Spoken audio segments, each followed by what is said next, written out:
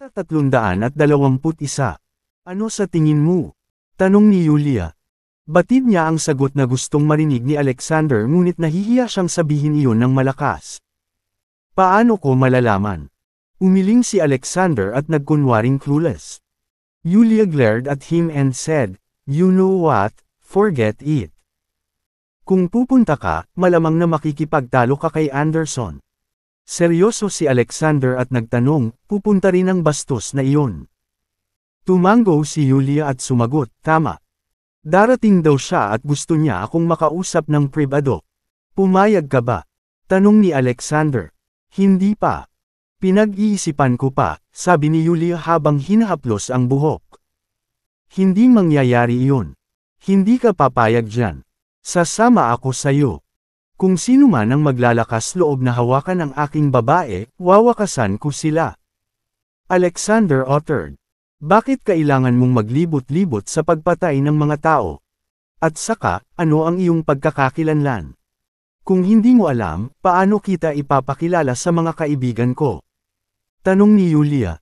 Seryoso ang mukha niya pero pinipigilan niya ang pagtawa. Obvious naman na no-match siya pero wala sa mga iyon ang mahalaga. Niyakap ni Alexander si Yulia mula sa likod. At sinabing, mahal, nagbibiro lang ako. Ano pa kaya ang aking pagkakakilanlan? Sasamahan kita bukas. Pangako yan. Kung makita siya ng kanyang mga nasasakupan sa estado, malaglag ang kanilang mga panga sa lupa. Sa kabila noon, nagpakasawa siya sa sandaling iyon dahil walang masama sa pagpapalaya sa kanyang kataipan. Dahil sabik kang umamin sa mga pagkakamali mo, isasama na yata kita. Sabi ni Yulia. Hinalikan siya ni Alexander sa mukha nang matapos niya ang kanyang sasabihin. Parehong namula at masayang ngumiti. Kinabukasan ay sinundo ni Alexander si Yulia mula sa Karim Fashion sa hapon. Nagpunta sila sa class reunion sa Babylon. Ito ang parehong venue ng dating class reunion ni Alexander. Gayunpaman, hindi niya ito pinansin. Pagkalipas ng isang oras, ipinaroda ni Alexander ang sasakyan sa kanilang destinasyon at naglakad kasama si Yulia. Ilang hakbang pa lang nila ay may boses ng babae mula sa likuran. Oy, hindi ikaw ba si Yulia? Ikaw ay huminto sa pag-aaral at nanganak ng isang bata nang wala sa oras. Paano ka magiging walang hiya at magpapakita sa class reunion na ito? Nobela. Kabanata 322. Napalingon si Alexander sa pinanggalingan ng boses. Isa itong babaeng nakasuot ng branded na damit. Nakilala siya ni Yulia sa kanyang paningin. Kaklase niya iyon, si Candy West. Napasulyap siya kay Alexander at sinabing, "Oh my, sinama mo pa ang boyfriend mo." "Excuse me sa sinabi ko." Lumingon si Candy kay Alexander at sinabing, "Hindi mo kailangang pag-isipan pa. Nakaraan na ang lahat ngayon. Sigurado ako na hindi na siya basta-basta gaya noong mga araw." Nagalit si Yulia. Palagi siyang kinukutya ni Candy sa paaralan ngunit ginagawa niya ito pagkatapos ng lahat ng mga taon na iyon. Ngumisi si Alexander habang sinusukat si Candy. Nakaramdam siya ng lamig sa kanyang gulugod habang sinusuri siya. Pagpapatuloy niya, "I am fully aware of my wife's personality. Ikaw naman, 16 na lalaki ang natulog sa loob ng 2 araw. Sino ang arbitrary dito?" Nagulat ang nasa likod ni Candy. Kung si Alexander ay nagsasabi ng totoo, kung gayon hindi siya naiiba sa isang patutot. Ipapaliwanag nito kung paano siya nakabili ng branded na damit sa kabila ng pagiging karaniwang empleyado. Nagbago ang isip ng mga lalaking nakakita sa kanya bilang isang diyosa nang magsimula silang tumingin sa kanya ng may pagnanasa. Kalokohan yan. Sambit ni Candy. Binigay na ito ng kanyang pagkabalisa. Siya nga ay natulog sa 16 na lalaki sa loob ng 2 araw at nakatanggap ng kabayaran. Si Candy ay nataranta kung paano nalaman ni Alexander. Kalokohan yun. Handa ka bang itulak ang iyong swerte? Tanong ni Alexander. Anong ibig mong sabihin? Sagot ni Candy. Ang ibig kong sabihin ay kung magsalita ka pa tungkol sa asawa ko, ipapalabas ko sa iyo ang lahat ng 16 na lalaki ngayon din. Ang ilan sa kanila ay maaaring may mga video recording. Maaari nilang ipakita sa lahat ang iyong mga pamamaraan sa pagnenegosyo. Blanko ang isip ni Candy. Bagamat hindi maaaring tipunin ni Alexander ang lahat ng 16 na lalaki, malinaw na alam niya ang mga detalye batay sa kanyang mga salita. Kung malik ang mga video recording, mawawala ang dignidad na iniwan lumingon si Candy sa kanyang ulo nang hindi na siya nagsalita pa. Ang boses ng isang lalaki ay nanggaling sa likuran. Bakit nakatayo lahat dito sa entrance? Nobela. Kabanata 323. Napalingon ang lahat at napagtantong si Anderson iyon. Maraming mga mag-aaral ang nagsimulang magpaulan sa kanya ng mga papuri sa paningin. Ang Candy ay walang pagbubukod. Sabi niya, Mr. Sawyer, 1 taon na ang nakalipas mula noong huli kitang nakita, pero mas masakit-akit ka pa kaysa dati. Malawak ang ngiti sa mukha ni Anderson habang nagpapakatanga. Gayunpaman, nagbago ang kanyang ekspresyon nang makita niya si Alexander. Yulia, walang ibang nagdala ng mga kapamilya nila, sabi niya. Humarap si Anderson kay Alexander at sinabing, Alexander, hindi mo ba naisip na ikaw lang ang nag-iisang tagalabas sa class reunion na ito na awkward? Nagkagusto si Anderson kay Yulia sa paaralan. Gayunpaman, lumipat siya pagkatapos mag-drop out at manganak si Yulia. Sa kabila noon, natulala siya sa kagandahan nito matapos ang kanilang pagtatagpo kamakailan sa coffee shop. Nahulog na naman siya sa kanya pero hamarang si Alexander. Inayos niya ang class reunion at sinagot ang lahat ng gastos para magkaroon ng pagkakataon na mapalapit kay Yulia. Gayunpaman, hindi niya inaasahan na sasama rin si Alexander. Hindi na-provoke si Alexander sa tanong ni Anderson. Sa halip, ngumiti siya at sumagot, hindi naman. Sabi ng asawa ko, guardian daw niya ako kaya dapat samahan ko siya kahit saan siya magpunta. At saka, hindi ligtas ang lugar na ito para sa aking napakagandang asawa. Kung sino man ang magtangkang lapitan siya, hindi ako magsisisi kung ang kanilang ulo ay natanggal. Nagalit si Anderson dahil alam ni Alexander ang kanyang plano. EMF, high-end clubhouse ang lugar na ito, walang gagawa ng kasuklam-suklam. Baka, kulang ka sa self-esteem dahil iniisip mong may magnanasa kay Yulia. Sabi niya, ang gumawa ng mga mag-agarang bagay at ang pagpasok sa isang high-end na clubhouse ay hindi nangangailangan ng isang tao ay may mabait na puso. Ngumisi si Alexander. Natarante si Anderson dahil tila alam ni Alexander ang mga problema sa anti-blemish cream. Hayaan mo siya, Mr. Sawyer. Hindi natin siya mapipigilan kung magpumilit siya, Candy said. Sinubukan niyang tapusin ang kanilang pag-uusap dahil natatakot siyang ibaling ni Alexander ang paksa sa kanya. Sinama ng tingin ni Anderson si Alexander habang papasok sa kanya. Clubhouse. Sumunod ang iba. Habang hinihintay ni Alexander na makapasok ang lahat sa clubhouse, narinig ni Yulia na may tumatawag sa kanya mula sa likuran. Kathy, bumalik ka na. Sabi ni Yulia. Ito ay si Catherine Yakov, isang mabuting kaibigan. Ni Yulia. Nagpunta siya sa ibang bansa nang mag-drop out si Yulia, kaya ilang taon na silang hindi nakipag-contact sa isa't isa. Tama. Ilang araw na akong nakabalik, sabi ni Catherine. Pinalaki niya si Yulia at nagpatuloy, mas maganda ka kaysa dati sa back at paaralan. Cut it out, pinapahiya mo ako. Sagot ni Yulia. Isang mainit na yakap ang ibinigay nila sa isa't isa. Pagkatapos noon, tumingin si Catherine kay Alexander at nagtanong, Yulia, sino ito? Kabanata 324. Nahihiyang ipinakilala sa kanya ni Yulia, this is my boyfriend, Alexander Tomas. Tila nakita ni Alexander ang sarili na bumukas at isinukbit ang braso sa balikat nito. Ang aming anak na babae ay 4 na, pinakamamahal na asawa. How sweet of you to see me as your boyfriend. Namula ang babae. Kamakailan lang ay napakabastos niya.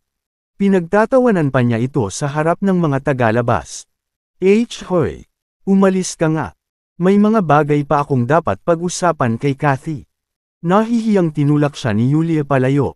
Sure. Sige na. Bulong ni Alexander habang hinawakan ang kamay niya. Yulia wasn't having any of it this time. She threw her fist at him as Catherine watched dumbfounded. Is this the aloof goddess I look up to? She seemed more like a young girl in love before Alexander. It was no wonder fourth year na ang anak nila at nakita pa rin niya itong boyfriend niya. Ginawa nito ang isang berde na may inggit. Ang tatlo sa kanila ay nagdaldalan sa clubhouse. Ang Babylon ay isang clubhouse na idinisenyo upang maging katulad ng isang hardin. Ang palamuti nito ay maaaring mukhang simpleng ngunit ang iba pang entertainment facility sa loob ay nagpapaliwanag na maraming dapat gawin.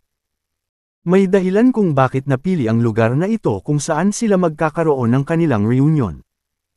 Tahimik na nagtungo ang lahat sa restaurant habang papalapit na ang oras ng pagkain. Nang pumasok si Alexander at ang kanyang grupo, maririnig ang kanilang panunuya. Hindi ito naririnig ng isang lalaki na lumabas at umikot sa kanyang asawa na parang linta. Ang pagkain ngayon ay ang pagkain ni Mr. Sawyer. Why not be a sensible person and live since wala kang kinalaman sa kanya? You expect him to have the brains to figure out how to behave. Nagpaalam na si Mr. Sawyer sa pintuan pero narito siya. Candy never spoke a word but she nevertheless glaring at Alexander. She was the one who instigated them. Hindi dapat siya inilantad ni Alexander.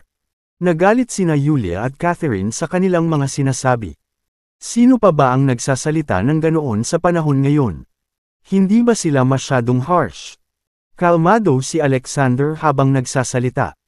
Pumunta ako dito para samahan ang asawa ko. Hindi ako interesado sa party mo. I can order my own food if you are so confident na freeloader ako. I'll foot my wife and Catherine's bill. You better own your words. Agad na pinutol ni Anderson. Hindi siya pinansin ni Alexander. Wala nang masabi ang iba. Di nagtagal, pumasok ang mga server na may dalang menu para mag-order. Tinusok ni Candy ang isang daliri sa grupo ni Alexander at kinausap ang isang server. Ayusin mo sila ng hiwalay na mesa. Si Mr. Tomas sa banda roon ay kukuha ng kanilang bayaran. Tila nagulat ang server ngunit tumanggo ito at pinaayos ng isang kasamahan niya ang isang mesa sa tabi ng wayside. Alexander asked both Yulia and Catherine what they want to have. Tila walang partikular na kagustuhan ang dalawa kaya nagpasya na lang siya sa kanilang pagkain. Hindi nagtagal at bumalik ang server na may dalang pagkain. Please enjoy. Ano? Premium abalone. The rumored premium grade abalone cured in steak that costs 100,000 per plate. Mr. Masyadong mapagbigay si Sawyer. Hindi pa ako nagkaroon ng ganoong kalaki sa buhay ko. Napakaswerte. Napabuntong hininga ang lahat sa hapag at dinampot ang kanilang mga kubyertos, handa ng hukayin. Noon ay biglang bumalik ang server sa takot. Excuse me pero ang tatlong abalone ay inutusan ng mga bisita sa kabilang mesa. Nobela. Kabanata 325.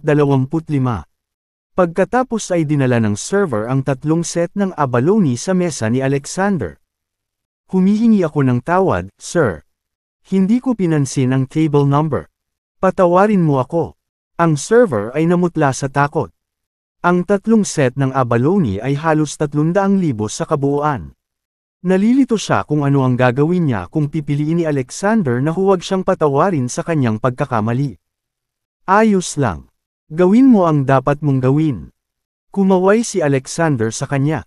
Maraming salamat. Ang server ay nagpapasalamat na lumabas sa pribadong silid. Ang grupo ng mga tao sa susunod na mesa ay tila napahiya nang binawi nila ang kanilang mga braso, na umaaligid pa rin sa hangin. Alexander ang nag-order ng 3 set ng mamahaling seafood. 3 lang sila sa mesa. Nag-order ba sila ng 3 set ng bawat serving ay 100,000 ang presyo? Kaya ba nilang tapusin ang mga ito? Hindi pinansin ni Alexander ang kanilang mga titig at inakay si Yulia at Catherine na subukan ito. Subukan mo. Napanganga ang dalawang babae sa mamahaling pagkain na nakalagay sa harap nila at nag-aalalang sinabi, may 3 ka. Napakamahal ng mga ito. Paano natin tatapusin ang mga ito? Ngumiti siya ng pilit, hindi ko naman sinabing kailangan mong tapusin. Gusto ko lang subukan mo ang mga ito. Parang nataranta ang grupo sa kanyang mga sinabi. Noon ay bumalik sa mga server para ihain sila. Caesar salad, roast pork, spare ribs, butter-basted trout. Lalong napahiya sila habang inanunsyo ng server ang bawat order. Mukhang gusto ng lahat ng premium grade abalone doon, Anderson. Kumuha ng isa para sa kanila. Hindi naman ganoon kamahal. Casual na wika ni Alexander. Ang kanilang mukha ay kinuha sa isang kaleidoscope ng mga ekspresyon. Nakakaaliw. Ito ay 100,000 bawat serving. Hindi mahal. Halatang pinagtatawanan niya kami. Samantala, si Anderson ay nakatingin ng masama kay Alexander. Nag-alok siya na tretuhin ang kanyang mga bisita para sarap sa atensyon. Ang sumunod na nangyari ay ginulo ni Alexander ang mga plano niya. Hindi rin siya makasagot. Mahigit 20 tao ang nasa table nila. Kung ang bawat isa ay nag-order ng isang serving ng luxury food item na iyon para sa kanilang sarili, ang kabuuan ay aabot sa 2 milyon. Hindi siya ganoon kahanda na makibahagi sa ganoon kalaking pera kahit na para kay Yulia. Gayunpaman, nagpakita siya ng nakakatakot na ngiti habang inaalala ang anti-blemish cream. Nakita sa mesa ni Alexander ang tuloy-tuloy na pag-agos ng mga maluho na pagkain. Nagsilbi habang nagpatuloy ang oras ng pagkain. Si Catherine, dahil medyo pala kaibigan, ay paulit-ulit na bumulalas at pinupuri ang bawat ulam upang balikan ang lahat ng minamaliit si Alexander. Mga karaniwang pagkain. Napakalupit nilang pinagtatawanan noon si Alexander, at ngayon ay siya na ang huling tumawa. Ang ilan sa kanila ay nasiyahan sa isang masarap na pagkain habang ang iba ay nagdurusa sa kanilang paghihirap. Natagpuan ni Candy ang kanyang sarili na hindi makayanan ang pilit na kapaligiran at iminungkahi na umalis ang lahat papunta sa entertainment area para sa karaoke session. Tumango naman ang iba bilang pagsang-ayon. Muling nilapitan ni Anderson si Yulia na walang balak sumuko. Kakanta at kakantahin ang lahat. Dapat sumama din kayo ni Catherine. Napalingon agad ang dalawa kay Alexander. Tumango si Alexander. Mauna na kayong dalawa. I'll come after I settle the bill. Tapos hinayla ni Anderson ang dalawang babae palayo. He smirked while he watched Alexander walk away. Kabanata 326. Nakatanggap si Alexander ng tawag mula kay Nathaniel nang malapit na niyang bayaran ang bill. Namiss ni Nathaniel si Micah at hiniling na bisitahin ang pamilya ng tatlo kapag may oras. Nag-usap sandali ang mag-ama habang binayaran ni Alexander ang kanyang bill at saka bumalik sa kwarto kung nasaan si Yulia. Kakapasok pa lang niya sa lugar ay napansin niya ang isang malaking grupo ng mga tao na nagkukumpulan sa koridor ng karaoke zone. Nasa gitna nito sina Yulia at Catherine. Nagmadali siyang lumapit. Anong nangyayari, Yulia? As dumaan siya sa maraming tao at nilapitan ng asawa, nagulat siyang nakatayo sa harapan nito ang isang lalaking nakaitim na t-shirt at may malaking gintong kadena sa leeg. Galit na nakatingin si Yulia sa estranghero. Nasa tabi niya si Catherine, inaalagaan siya. Namumula ang pisngi habang nangingilid ang mga luha sa kanyang mga mata. Tila nabackhand siya ng lalaking may suot na gold chain. Alexander. Naluwag ang matikas na frame ni Yulia nang makita si Alexander. Itinuro niya ang lalaking may gintong tanikala at galit na nagsalita. Gusto naming hawakan ni Kathy ang aming make-up sa banyo, ngunit sinundan kami ng lalaking ito dito, at sinubukan akong hawakan. Naghuhugas ako ng mukha nang mangyari iyon. Mapalad akong napansin ni Kathy. Sinabi sa kanya ni Kathy ngunit sinampal niya ito bilang ganti. Mukhang may kung anong pumutok sa loob niya nang marinig niya ang pagsasalaysay niya sa mga pangyayaring nangyari. Para dito. Bago pa man siya makapagsalita, sinulyapan siya ng lalaking may shade ng ginto, at mapang-asar na sinabi, "Hindi mo ako masisisi, bata." Napakaganda ng suot niya, akala ko isa siyang hostess. Dapat ipagmalaki mo na gustong hawakan ng ibang lalaki ang girlfriend mo. It's not like I even touched her anyway. Kung tungkol sa katabi niyang bumpkin na iyon, karapat-dapat siya sa kung ano ang darating sa kanya para sa pagiging napakaingay. Ang lalaki ay bahagi ng isang gang at isa ring boksingero. Hindi man lang niya nirehistro si Alexander. Karamihan sa mga nanonood ay mga dating kaklase ni Yulia at nanonood sa kanya, umaasang may lalabas na palabas. Lalong sabi si Candy, hindi mahinang individual ang lalaki. Paano siya haharapin ni Alexander? Hindi ba siya nagmamayabang sa oras ng pagkain? Naghihintay sila ng pidgel hininga kung kaya pa niyang kumilos na parang bigwig. Biglang nilapitan ni Alexander ang lalaki at binalikan siya nito. Smack! Ang impact. Umalangaw sa buong silid. Ang tila makapangyarihang lalaki ay pinalipad sa himpapawid bago siya bumagsak sa kanyang puwet. Nakikita ng mga tao ang kapansin-pansing sakit ng ulo ng lalaki. Lahat ay natulala sa nakita. Walang sino mang umasa na aatake siya ni Alexander at kaya walang awa niyan. Kahit si Catherine ay nakalimutan ng pag-aapoy sa kanyang mukha at nanlalaki ang mga mata sa nahihiyang ekspresyon sa mukha ng lalaki. Nakakagulat na makita ang isang lalaking katulad ni Alexander na napakaamo at pinong napakalakas. Dumura ang lalaki.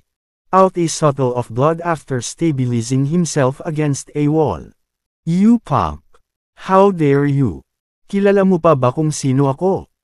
Pinunasan ng lalaki ang dugo sa gilid ng bibig at nagngangalit na tanong. Wala akong pakialam. Ngunguso si Alexander. Kamay, anak ng B***T. Kaliwa ba o kanina? Ipapayo ko sa iyo na pag-isipan itong mabuti. F***CQ. Galit na galit ang lalaki. Mamatay. Sinugod niya si Alexander. Nobela. Kabanata 327. Ngumisi si Alexander, huwag mo akong sisihin sa pagiging butas mo dahil pinipilit mong baliwalain ako. Hinawakan niya ang kanang kamao ng lalaki at dinurog ito sa isang makinis na galaw. Crack! Iyon ay tunog ng nabasag na buto. He let out a blood-curdling scream. Natanggal na ni Alexander ang kanang hook na nakatutok sa mukha niya. Ang mga buto ng lalaki ay ganap na nabali. Ang kanyang kamay ay hindi na makakakita ng gamit. Ang nakatusok na sakit ay napakatindi na ang mga tampok ng lalaki ay napilipit sa kanyang masakit na ekspresyon habang ang mga luha at uhog ay bumagsak sa kanyang mukha sa napakalaking globe. Hindi niya akalain na gagawin ni Alexander. Madudurog ang kamao niya sa isang kapritsyo. Napanganga ang mga nanood. Paano nalaman ni Yulia ang kanyang sarili na isang marahas na lalaki? Natigilan din si Anderson pero mabilis na bumalik sa sarili. Ang isang martial artist lang ay hindi dapat katakutan. Alexander, matapos durugan ang kanang kamao ng gintong tanikalang lalaki, ay hindi nilayo na dumausdas ang bagay. Inabot niya at ikinapit ang kabilang kamay ng lalaki. Nanlaki ang mga mata ng lalaking may gintong tanikala sa takot at napabulalas, hindi. Please tumigil ka na. Sagutin kita. Yung kanang kamay ko ang muntik ng hawakan ng asawa mo. Karapatan ko rin ang tumama sa kaibigan niya. Kanang kamay ko. Walang kinalaman ang kaliwa. Noon lang niya lubos na naunawaan kung bakit naitanong ni Alexander ang tanong na iyon. Napangisi si Alexander habang umiiling. Huli na. Binigyan niya ng pagkakataon ng lalaki, ngunit pinaalis siya ng kabilang partido. Huwag mo akong sisihin sa pagiging malupit.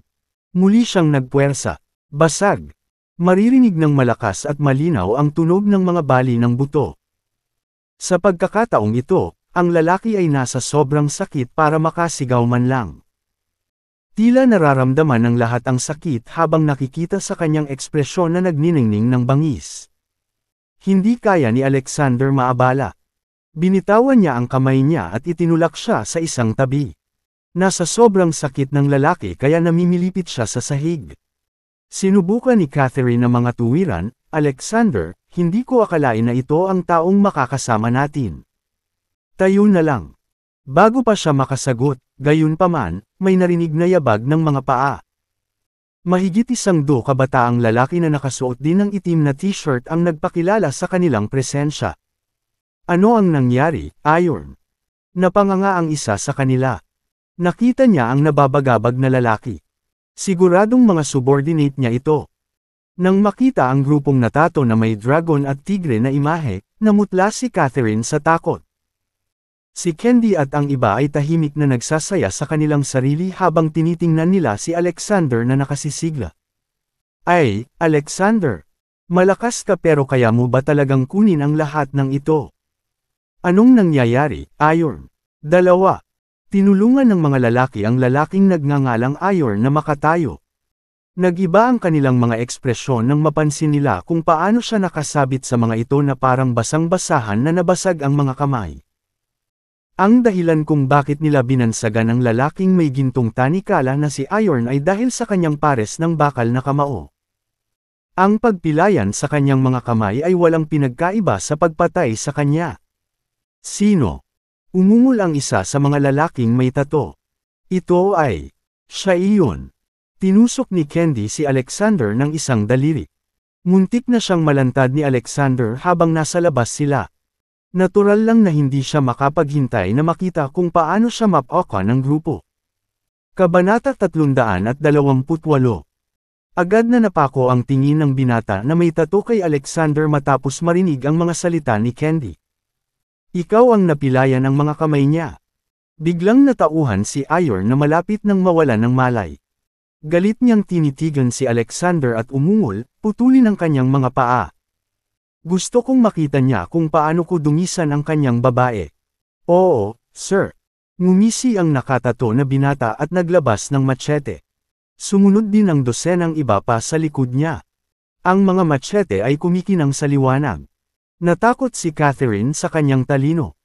Maging si Yulia, na nakita kung ano ang kaya ni Alexander, ay nagsimulang mag-alala.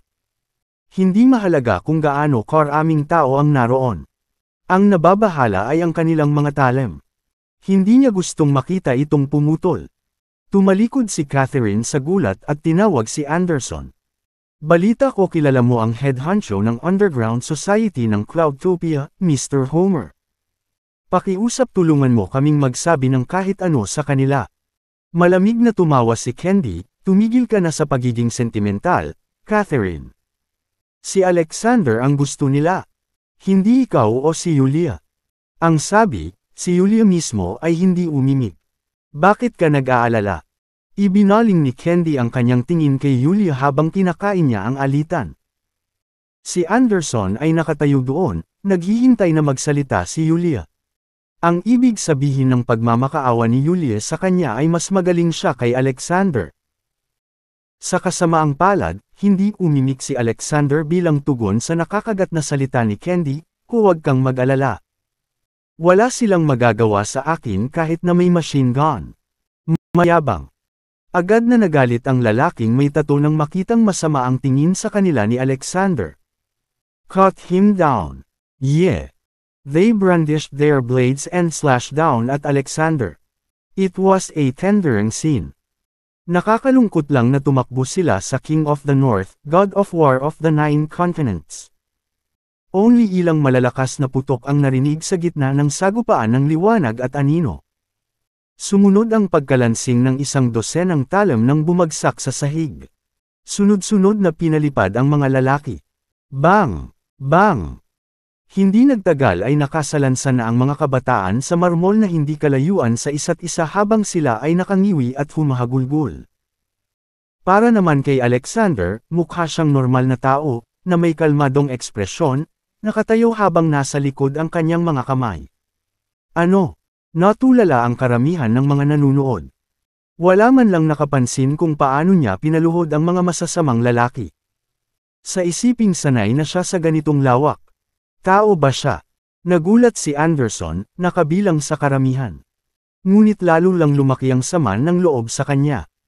Nang hilingin sa kanya ni Catherine na magsalita ng ilang salita, naramdaman niyang dumating na ang kanyang pagkakataong magpakitang gilas. Gayunpaman, Alexander. Muli niyang ninakaw ang kanyang kulog. Ang lalaking may gintong tanikala, nang makita ang lahat ng kanyang nasasakupan ay naalis sa loob ng ilang segundo, ay labis na natakot na siya ay nanginginig. Wala siyang pakialam sa matinding sakit na namumula sa kanyang mga kamay. Lumapit si Alexander sa kanya, umiwas ng tingin, at umungol, bakit hindi mo ulitin ang sarili mo kahit isang beses pa? Hindi. Please, sir. Nagsalita lang ako sa labas ng puwet ko. Patawarin mo ako. Patawarin mo ako. Nakikiusap ngayon si Iron. Nobela. Kabanata 329. Tinitigan siya ni Alexander ng mapagpakumbaba, isusumbong sana kita kay Hades batay lang sa mga salita mo, ngunit hindi kailangang masaksihan ng asawa ko ang ganoong madugong eksena. Pagdududa na gagawin ito ni Alexander. Let's go, Yulia. Hinawakan ni Alexander ang kamay ni Yulia at umalis papunta sa isang private room. Sinundan sila ni Catherine. Nakasabit ang dalaga sa braso ni Yulia habang nakatitig kay Alexander ng may labis na pagkamangha. Kahanga-hanga ang iyong asawa, Yulia. Ipinagmamalaki ni Yulia na marinig ang napakalaking papuri para sa kanyang asawa. Naglilingkod siya sa militar. Siyempre, higit na nakahihigit ang mga husay niya kaysa sa mga street punk. May kilala akong ilang tao na nagsilbi rin pero wala sa kanila ang ka-level niya. Natarante si Catherine. Napangiti si Alexander at walang sinabi. Candy at ang iba pang nasa likuran nila. Nagkaroon ng biglaang epipanya nang marinig nilang nagsilbi siya sa militar. Serving in the military. Hindi ba iyon ay isang magandang paraan para sabihin na siya ay isang sundalo lamang na walang kabuluhan sa kanyang pangalan? Maagang nag-leave si Yulia para sunduin si Micah sa school. Sa pasukan ng kindergarten. Tuwang-tuwa si Micah nang mapansin niyang naghihintay sa kanya sina Alexander at Yulia. Nagkislap ang mata niya nang buhatin nito ang bata sa kanyang mga bisig. Siya ay same time na nagtanong, naglalaro ka habang nasa paaralan ako. Siguro ay masarap din ang pagkain mo. Nagpout siya, mukhang naiinis. Nagkatinginan sina Alexander at Yulia. Hindi ba siya masyadong matalino? What makes you akala ko ba? May pupuntahan tayo, Micah. Natatawang tanong ni Alexander. Si Daddy lang kasi ang laging pumupunta sa akin. Pero nandito si Mommy ngayon. Napakaganda ng suot niya. Naglaro ka. Malinaw niyang sabi. Kailangang tumanggo si Alexander. Napakatalino mo, Micah. Tama ka. Nasa labas sina Mommy at Daddy para maglaro. Maghahanda si Daddy ng mga alimango para sa hapunan para makabawi sa iyo, okay? Bring me next time. Kumapit siya sa leeg nito. Sige. Sige. Hindi makakalimutan ni Daddy ang mahal nating baby sa susunod. Hindi napigilan ni Alexander na halikan ang pisngi niya. Pinanood ito ni Yulia sa gilid ng daan. Napakasarap na tanawin. Hindi nagtagal ay nakatanggap siya ng tawag mula kay Naomi Fuller pagkatapos nilang sumakay sa kotse. Si Naomi ang katulong niya sa kumpanya. Hindi pa tapos ang araw. May nangyari kaya? Hindi siya nagdalawang isip na sagutin ang tawag. May problema ba, Naomi? Nandito ang production department para iulat na handa na ang unang batch ng anti-blemish cream. Hinihintay namin ang iyong pirma para ipamahagi ang mga paninda. Wika ni Naomi. Sa pamamagitan ng telepono. Tuwang-tuwa si Yulia nang marinig ang balita. Ang galing. Sakto lang. Padalhan ng ilang sample ang production department. Nakipag-ugnayan na ako sa bureau ng pangangasiwa ng maaga. Pabilisin ng isang tao ang proseso. Kapag nakapasa na kami sa pagsusulit at natanggap na namin ang aming Certificate of Conformity at Sales Permit, maipamahala na ang mga produkto sa palengke. Oo, Ms. Yulia. Magalang na sagot ni Naomi. Si Yulia na ngayon ang kanyang sister-in-law to be but she still stocked the company etiquette. Have the marketing department make preparations. Iniimbitahan namin ang media at nagsasagawa ng press conference kapag natanggap na namin ang lahat ng kailangan namin. Kung magkakaroon ng magandang turnaround ang Kerim Fashion ay nakasalalay dito. Dagdag ni Yulia. Nobela. Kabanata 330. Oo, Ms. Su. Gagawin ko ang sinabi mo. Binaba ni Naomi ang telepono. Huwag kang mag-alala. Magiging maayos ang anti-blemish cream na na-reformulate ko, sabi ni Alexander, na naramdaman ang pag-aalala ni Yulia. Napangiti si Yulia. Hindi ako nag-aalala tungkol sa inspection. May tiwala ako sa aming produkto. Tungkol ito sa press conference. Ang aming diskarte ay upang himukin ang karamihan upang ipagmalaki ang pagbebenta, ngunit maaaring ito ay isang tibak na may dalawang talim. Kapag ito ay naisakatuparan ng maayos, hindi lamang nito lilinisin ang ating pangalan, ngunit ito rin ay magdadala ng mas maraming customer kaysa sa kombensyonal na advertising. Gayunpaman, madali rin itong makawala sa ating mga kamay. Hinawakan ng mainit na kamay ang kamay ni Yulia bago niya natapos ang kanyang mga salita. Huwag kang mag-alala. I'll be with you, mahinang sabi ni Alexander. Agad na kumalma si Yulia. Pumunta si Yulia sa opisina kinabukasan. Nagmaneho din si Alexander sa Kerim Fashion pagkatapos ihatid si Micah sa paaralan. Gustong tingnan ni Alexander ang mga produktong anti-blemish cream. Gayunpaman, hindi niya inasahan na makakakita siya ng malaking pulutong ng mga reporter at bystanders bago siya makarating sa entrance ng gusali. Tila may nag-leak ng balita tungkol sa anti-blemish cream at nagdulot ng ilang tsismis.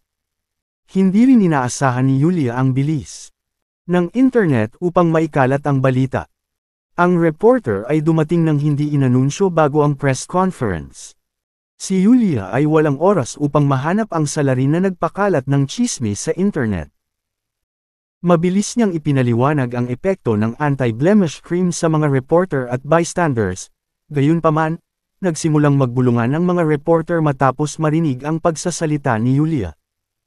Isang anti-blemish cream na nakakatanggal ng malalalim na peklat.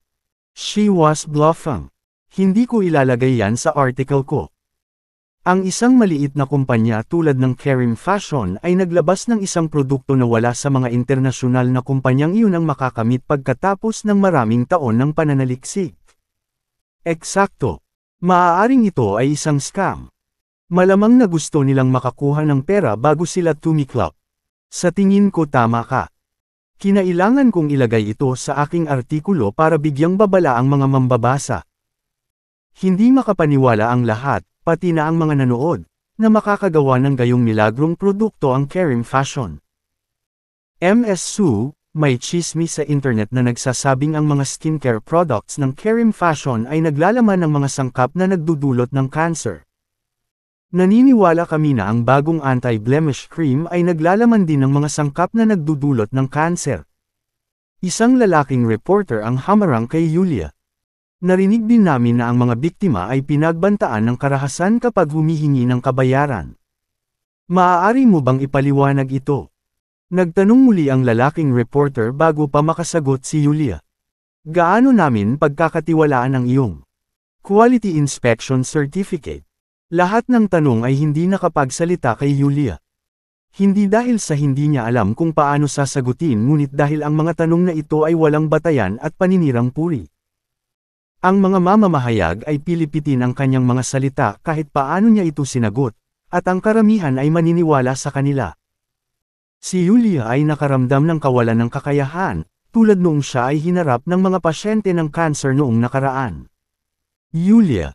Pagkatapos, narinig niya ang isang pamilyar na boses. Naglalakad si Alexander sa gitna ng mga tao sa gilid niya. Nobela. Kabanata 331. Alexander. Nakahinga ng maluwag si Yulia nang makita siya. Alexander ang kanyang haligi. Pakiramdam ni Yulia ay kaya niyang harapin ang anumang hadlang hanggat nasa tabi niya si Alexander. Alexander, nandito ka. Natuwa si Naomi. Tumango si Alexander. Pagkatapos, humarap siya sa mga reporter. Pumunta ka lang sa akin kung may tanong ka, pero gusto kong ipaalala sa iyo na mag-isip bago ka magtanong. Malamig at mahinahon ang boses ni Alexander. Gayunpaman, nagdulot ito ng lamig sa gulugod ng lahat. Naging pin-drop na kaagad ang pasukan. Ikaw si Alexander Tomas. Nakita ko ang iyong larawan, binasag ng isang batang lalaking reporter ang katahimikan. Isa akong reporter mula sa Cloudtopia Evening News. Sinabi sa akin ng aking mga kasamahan na may ilang tao ang na-diagnose na may leukemia pagkatapos gumamit ng mga produkto ng skincare mula sa Kerim Fashion.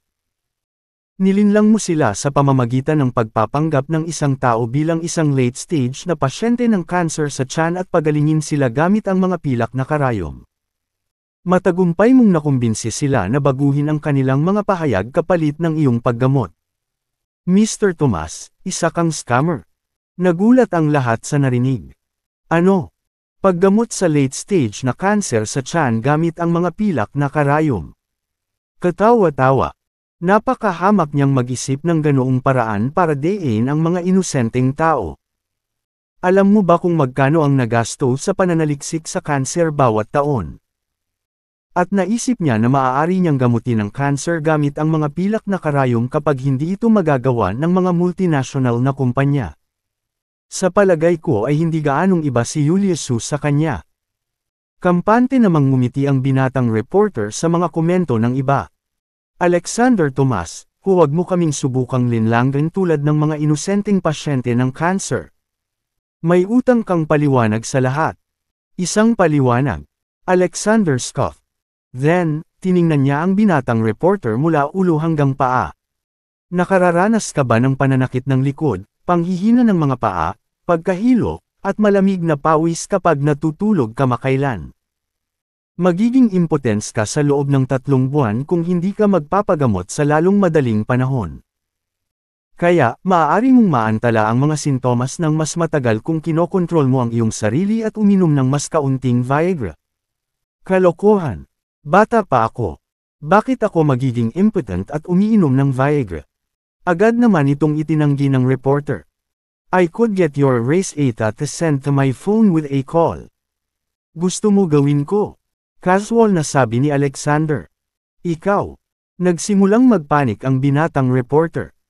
Nagtataka siya kung paano nalaman ni Alexander ang kalagayan niya sa kalusugan at ang gamot na ininom niya. Napatingin ang lahat sa binatang reporter. Lalong bumalatay ang awa sa kanilang mga mata. Nakakahiya kaysa sa sinabi ni Alexander, lalo na nanggaling sa mga magagandang babae. Nakaramdam ng galit ang reporter. Hindi pa rin ito nagpapatunay na kaya mong gamutin ang cancer. Sabi ng reporter. Nobela. Kabanata 332. Tumawa si Alexander. Oh, gusto mo ng higit pang mga detalye. 2 beses kang nag-order ng mga espesyal na serbisyo kahapon sa hotel. Gayunpaman, hindi ka makapagtanghal sa unang pagkakataon at kinutya.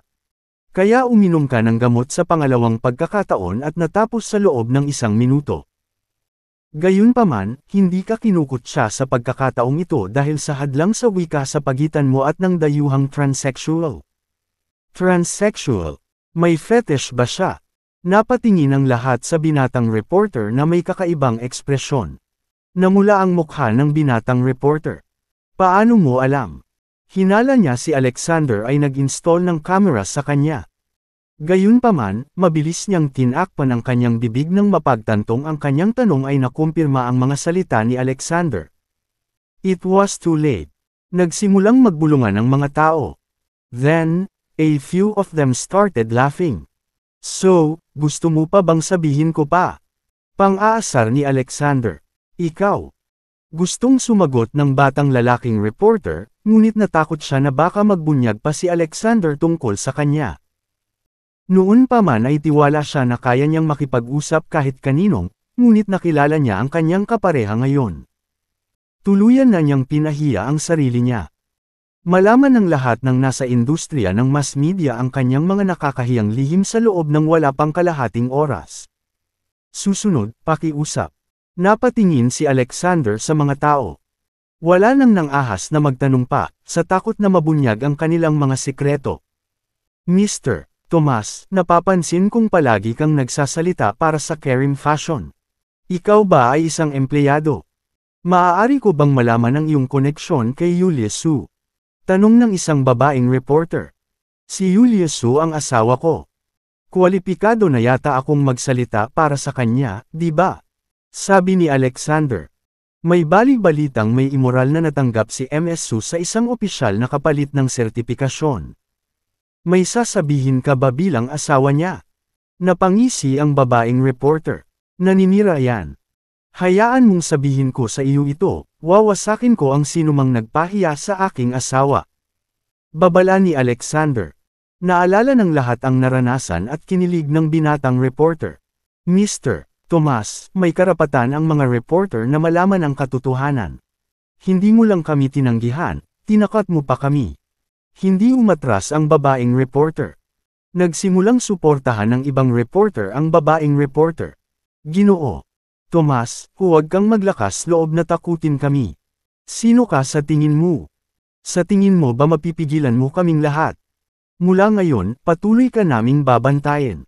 Pananagutan mo kung may mangyari. Nobela. Kabanata 333. Lalong naging matapang ang babaeng reporter nang makitang pumanig sa kanya ang mga reporter. Mr. Tomas, huwag mo akong takutin. Hindi ako natatakot sa'yo. Gayunpaman, ang pagtanggi mong sagutin ang mga tanong ay nagpapaniwala sa akin na ang mga tsismis ay totoo. Kaya hindi ka natatakot sa akin. Ngumisi si Alexander. Then, he walked to the female reporter and swing his arm. Slap! Alexander sinampal ang babaeng reporter. Agad na namamaga ang kanyang mukha, at lumipad ang kanyang hikaw. Walang nag-iisip na sasampalin ni Alexander ang reporter. Hinawakan ng reporter ang kanyang namamagang mukha. Alexander Tomas, papatayin kita. Sampal. Isa pang sampal. Nalaglag ang reporter sa sahig. Hindi ka ba natatakot sa akin? Sasampalin pa kita. Sabi ni Alexander. Sinubukan ng reporter na tumayo ngunit nanginginig ng mahuli niya ang nagbabantang tingin ni Alexander. Nawalan siya ng lakas at nakaramdam ng matinding takot. Lumingon si Alexander sa mga tao. Ulitin ko ito, mag-isip bago ka magtanong. Sisirain ko ang sino mang magpapahiya sa asawa ko. Malamig na sabi ni Alexander. Maraming tao sa karamihan ang hindi nasisiyahan ngunit hindi nang ahas na labanan si Alexander matapos makita ang nangyari sa dalawang reporter.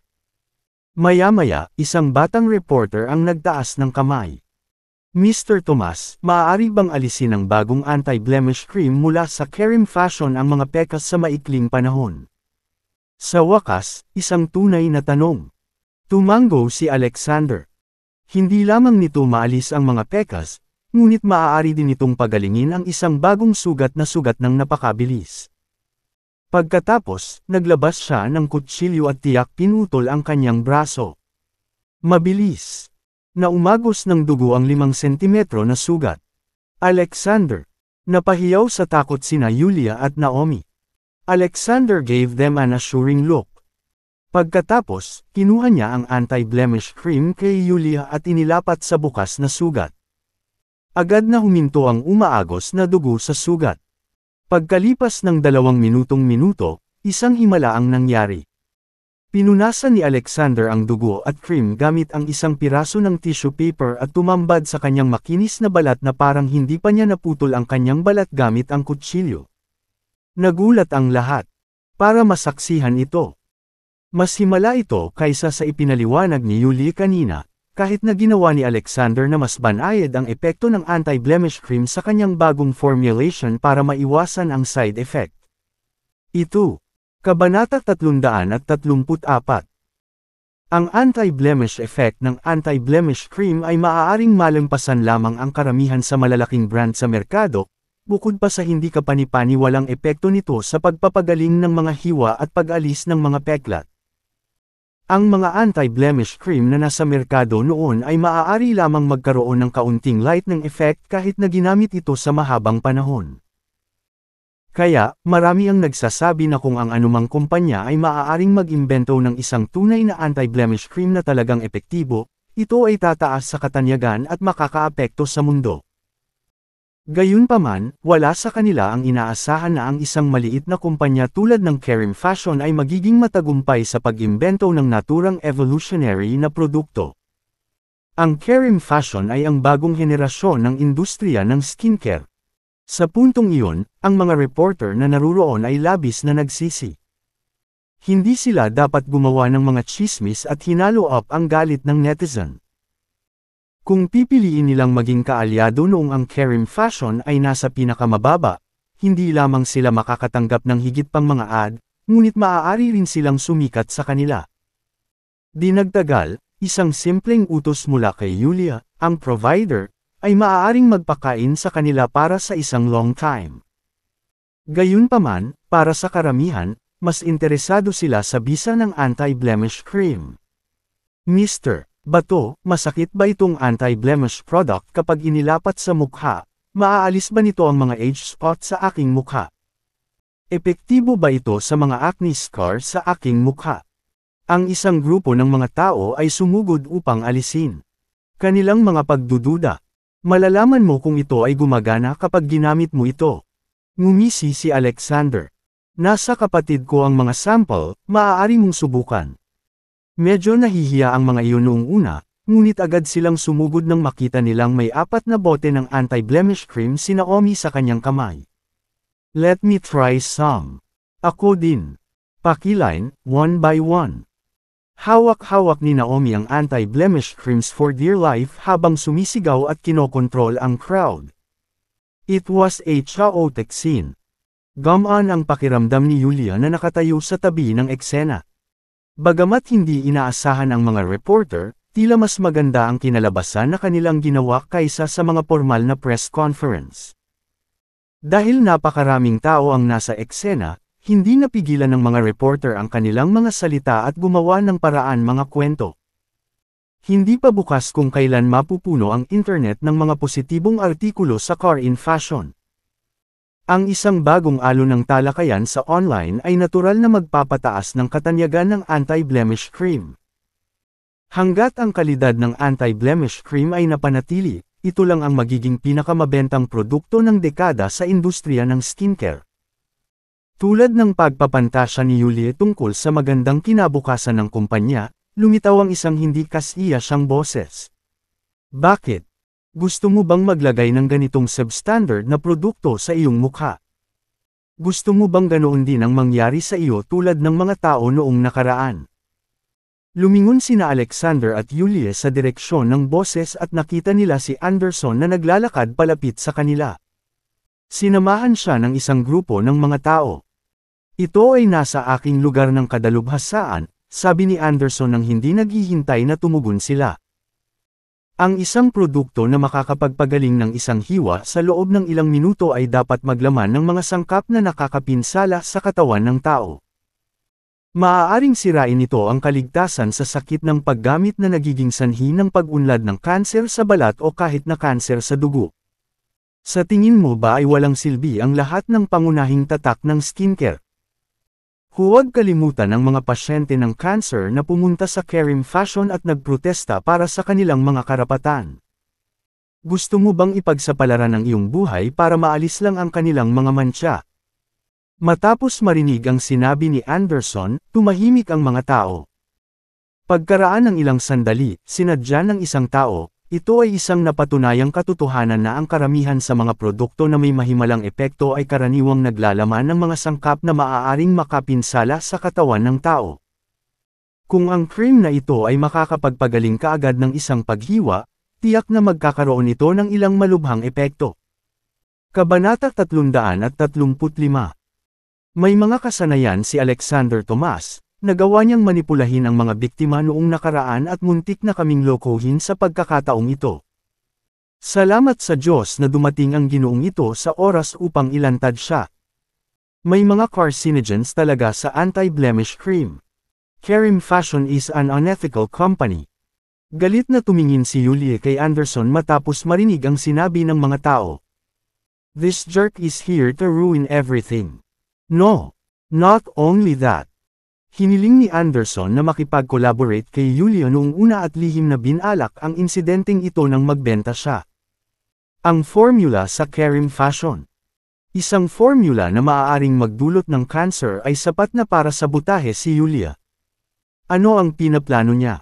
Sa palagay ko ito ay medyo nagpapaliwanag sa sarili. Anderson Sawyer, paano ka nang ahas na sir-on ang produkto ng aking kumpanya sa iyong walang ebidensyang inspeksyon? Hihilingin ko sa aking mga abogado na padalhan ka ng sulat at kasuhan ka ng paninirang puri. Bago pa magkaroon ng pagkakataon si Anderson na magsabi ng anuman, sinimulang salakayin ng ilang reporter si Yulia. Kami ay tulad ni Mr. Sawyer, may karapatan kaming tanungin ang iyong produkto bilang mga mamimili. Kung ang Kerim Fashion ay naging matuwid at masunurin sa batas sa buong panahon na ito, bakit ang Kerim Fashion ay patuloy na pinapuna online? Ang ilan sa mga taong iyon ay hindi na masaya sa Kerim Fashion noong una, ngunit dahil sa malakas at nakakatakot na aura ni Alexander, hindi sila naglakas loob na magsalita. Kerim Fashion. Alexander scoffed at their baseless judgments as his intimidating eyes glanced at every one of them. The moment they have eye contact with Alexander, takot ang bumabalot sa kanilang balat at nakaramdam sila ng nakahihilaw na pakiramdam ng pagkabalisa. Para silang nabiktima ng isang nakakatakot na hayop. Mabilis nilang tinikom ang kanilang mga bibig at hindi na naglakas loob na tingnan siya sa mga mata. Lumingon si Alexander kay Anderson at sinabing, nakuha na ang pinakabagong anti-blemish cream mula sa Kerim Fashion. Ang sertipiko ng inspeksyon ng kalidad at ang sertipiko ng autorisasyon sa pagmemerkado sa pamamagitan ng mga legal na channel. Habang nagpapaliwanag, kinuha ni Alexander ang mga sertipiko mula kay Naomi at ipinakita ang mga ito sa karamihan. Agad na tumigil ang mga reporter sa kanilang daldalan pagkatapos ng pahayag na iyon. Gayunpaman, mayroon pa ring ilang mga nanggugulo sa karamihan na gustong magdulot ng drama at ang ilan sa kanila ay nagsimulang muling gumawa ng mga tsismis. Sa pamamagitan ng mga legal na channel. Halika, sino ang nakakaalam kung ano ang iyong ginamit? Palitan mo itong dalawang papel na ito. Itinuro ng isang agitator ang certificate na nasa kamay ni Alexander at sinabing, exactly. Hindi man lang mapapatunayan ng dalawang pagkakataong ito ang pagiging inosente ng Kerim Fashion. Ang iba ay umalangaw-ngaw bilang pakikiisa sa mga agitator. Sa sandaling iyon, nagpakawala ng masamang tawa si Anderson. Ang dalawang mangyayari ba dito ay inisyu ng Department of Quality Inspection. Nagkataon lang, may ilang lalaki dito na kasama ko ay nagtatrabaho sa Department of Quality Inspection. Ang dahilan kung bakit sila sumama sa akin dito ay para ilantad ang scam mo. Lumingon si Anderson sa mga lalaki at sinabing, magsimulan na tayo. Tumango ang ilan sa mga lalaki at agad na nagmarcha papunta sa pitong van na pagmamay-ari nila. Lumabas sila na may hawak na ilang device. Ang ilan sa mga lalaki ay nag-install ng mga device sa lugar. Mr. Sawyer, para saan ang mga ito? Isang tao ang nagtanong. Ipinagmamalaki ni Anderson, ang mga device na ito ay eksklusibong ginagamit upang pag-aralan ang mga sangkap ng mga produkto ng skincare. Lahat sila ay mga profesional at ang inspeksyon na ito ay magiging patas at makatarungan. Sa presensya ng lahat ng consumer at reporter dito ngayon, walang matatakasan sina Alexander Tomas at Julius Su.